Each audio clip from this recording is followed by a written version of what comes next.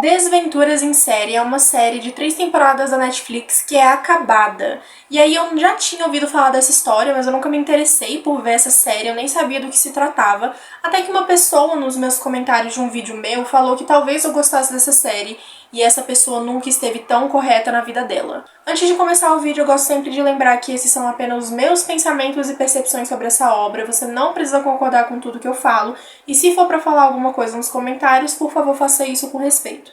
Eu também quero pedir pra vocês deixarem um like, comentarem algo que nem precisa ser relacionado a esse vídeo, se inscreverem e ativarem o sininho, porque assim vocês ajudam ao meu canal crescer, a nossa comunidade crescer e passam a receber mais dos meus vídeos e vídeos parecidos.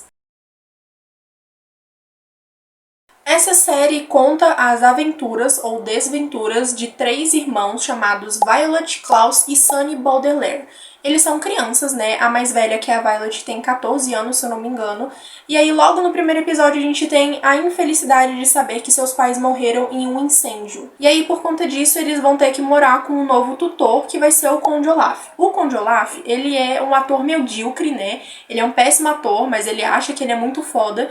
E aí, ele vai pegar as crianças pra cuidar delas, né? Fez todo um plano mirabolante ali pra cuidar delas, pra conseguir a fortuna deles, porque eles vêm de uma família muito rica e aí os pais deles deixaram uma fortuna muito grande pra eles. Só que pro azar do Conde Olaf, eles só vão poder pegar essa fortuna quando a Violet, que é a mais velha, completar 18 anos. Então o Conde Olaf e a sua companhia de teatro, que é feito ali por alguns capangas do Conde Olaf, acabam criando vários planos esquisitos pra tentar pegar a fortuna dos Baudelaire. Só que aí os Baudelaire conseguem fugir do Conde Olaf, né? Eles falam que eles estão maltratando eles e tal, conseguem ir pra outro tutor e aí começa uma grande perseguição, onde os Baudelaire, eles vão pulando de tutor pra tutor e o Conde Olaf vai ficando atrás deles, né? Sempre se fantasiando junto com a sua trupe de atores pra ir atrás da fortuna deles. E aí eu falando isso parece que é só isso, né? Tipo, nossa, que série simples e sem graça, porque você tá me falando dela. Então, na verdade, não é só isso, e é isso que faz a série ser boa. Enquanto os Baudelaire eles vão pulando de tutor para tutor, a gente vai conhecendo essas pessoas, né, esses tutores novos deles, como conhecidos dos pais deles, pessoas que eles nunca ouviram seus pais falando.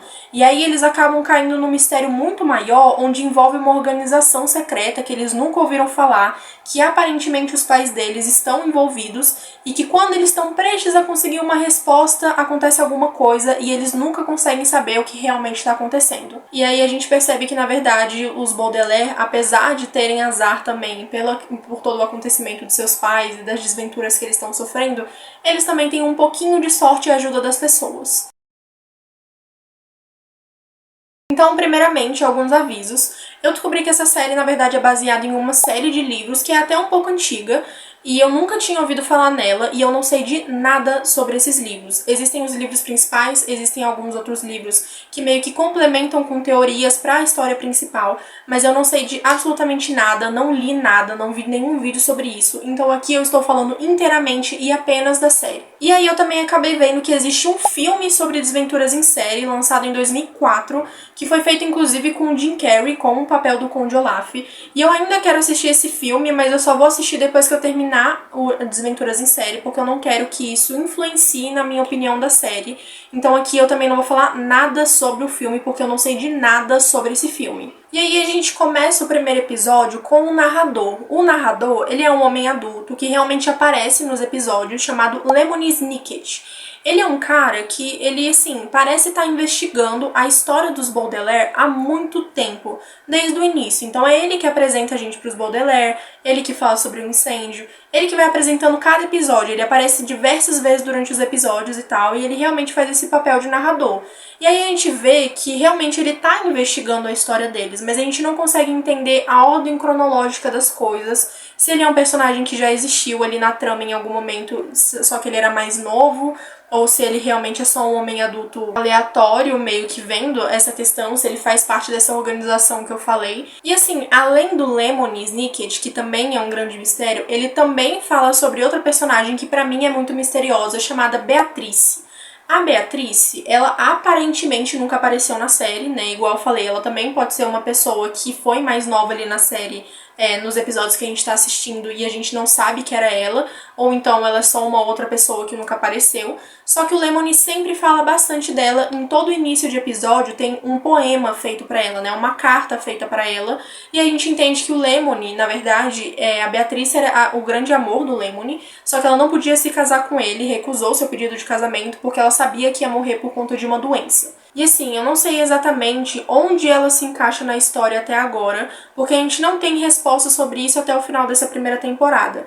Mas 2 pontos sobre isso. Eu acho que, primeiro, ela tem muitas respostas e por isso os produtores querem colocar ela lá pro final. Eu acho que ela só vai aparecer na terceira temporada, porque aí ela vai dar todas as respostas que a gente precisa saber, porque ela deve saber de tudo. E eu também vejo esse negócio da doença dela. Se foi citado alguma coisa de doença, é porque isso é importante. E assim, eu gostei muito de Desventuras em Série, porque ela é uma série muito teatral. Eu sei que ela tá sendo feita por câmeras, mas a gente tem toda essa atuação que é teatral, que são feitas dentro nos palcos de teatro, né? E que não são comuns em câmeras, né? Em gravações de set. Então, eles sempre fazem gestos muito grandiosos, expressões grandiosas. As pessoas parecem que sempre fazem questão de te lembrar coisas óbvias e são burras por conta de coisas óbvias também. E isso é o que dá o ar cômico da série também. Eu acho isso até um pouco irônico se a gente parar pra pensar sobre a profissão do Conde Olaf, né? Então também entra muito essa questão do narrador. Em peças de teatro também se pode ter um narrador, então é comum que ali entre o narrador, fale o que precisa falar e depois a cena acontece. E isso é quase o que acontece com Desventuras em Série. Eu achei extremamente legal e me deu uma nostalgiazinha, assim, porque eu já fiz teatro, né?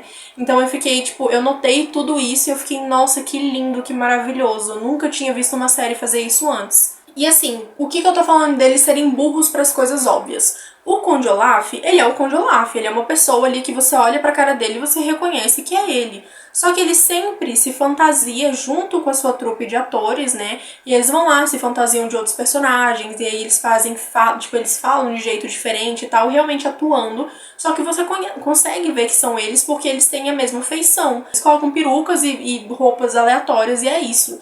E aí os adultos sempre falam, não, crianças, esse não pode ser o Conde Olaf, porque o Conde Olaf é assim, assim, assim. E esse cara é totalmente diferente. Ou seja, eles realmente não percebem que é o Conde Olaf, né? Claro que entra na parte cômica da série que eu tava falando. Mas também é uma grande alusão para as crianças nunca serem ouvidas, porque são sempre os Baudelaire que prestam atenção nisso e falam, esse é claramente o Conde Olaf, como vocês estão deixando ele entrar na nossa casa. E aí os adultos recusam e falam que não, deixam as coisas de adultos para os adultos e vão fazer coisas de crianças. E eu acho, inclusive, que a cinematografia da Desventuras em Série me pegou bastante, né? Porque é muito cinzento, mas ao mesmo tempo não é. Eles conseguem fazer esse papel, assim, da luminosidade, das sombras, do cinzento e do colorido. E, assim, a gente percebe que a série, ela não parece passar em um momento específico, né? É um emaranhado, assim, de décadas do século XX, não parece ter um ponto específico.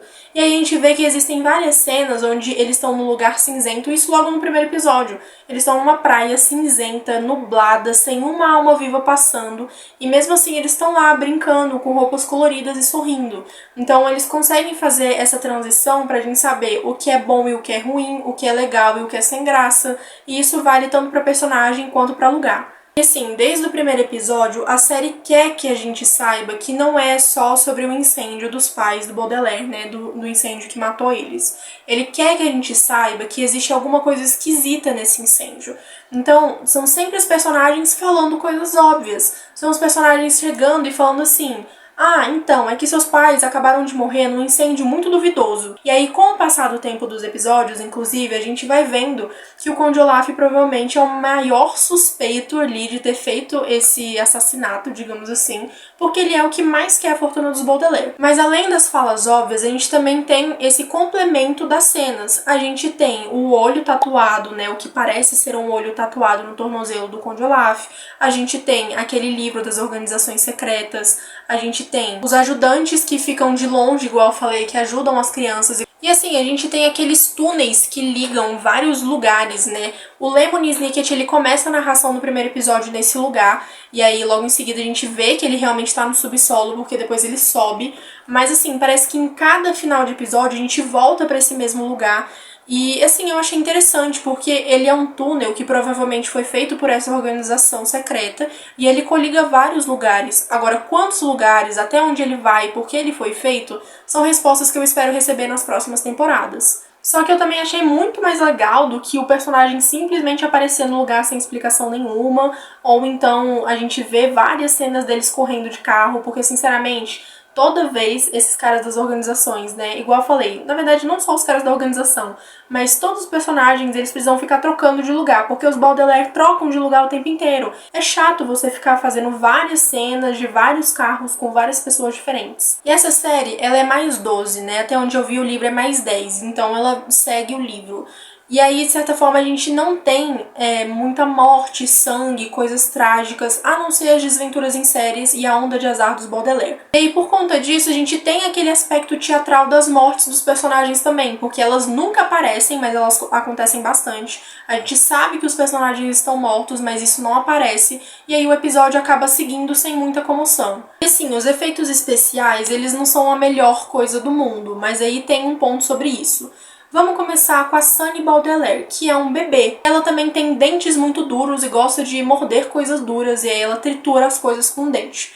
E aí, em cima desse bebê, existe uma atriz, realmente, uma criança fazendo esse bebê, só que existe muito CGI por cima disso, pra fazer ela triturando as coisas e tal. E a gente sabe que o CGI, tipo, não é a melhor coisa do mundo quando a gente tá vendo essas cenas. Só que eu também entendo que ela foi feita pra ser assim. Ela foi feita pra ser boba, eles não querem gastar muito com CGI, eles querem focar na história. Então, tipo, é pra ser meio esquisito mesmo. E aí, pra mim, essa série, ela é aquele tipo de série que ela é pra ser cômica, que é pra ela ser besterol, que não é pra levar tudo a sério. E a gente percebe isso desde o início com os planos esquisitos do Conde Olaf, que numa vida real nunca dariam certo. Na verdade, o plano de ninguém ali daria certo na vida real. Então, realmente, é só pra ninguém levar tão a sério assim. Agora, o melhor episódio dessa temporada é o penúltimo episódio. Por quê? Porque desde o início da série, eu não sei dizer se foi no primeiro ou no segundo episódio, mas enfim, no início da série, a gente tem um outro ponto de vista. A gente tem um ponto de vista de um casal que foi retirado dos seus filhos, digamos assim, porque eles vivem falando que eles precisam voltar para suas 3 crianças brilhantes. E a gente sabe que quem são os brilhantes na série?